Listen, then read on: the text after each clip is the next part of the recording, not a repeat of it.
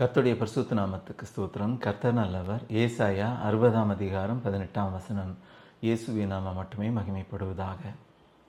இனி கொடுமை உன் தேசத்திலும் அழிவும் நாசமும் உன் எல்லைகளிலும் கேட்கப்பட மாட்டாது.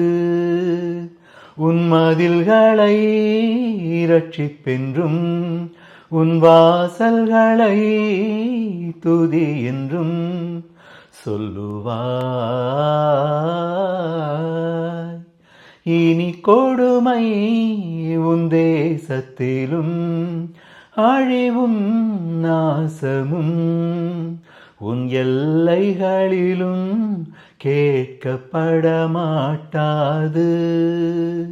உன் மதில்களை இரட்சிப்பென்றும் உன் வாசல்களை துதி என்றும் சொல்லுவாய்.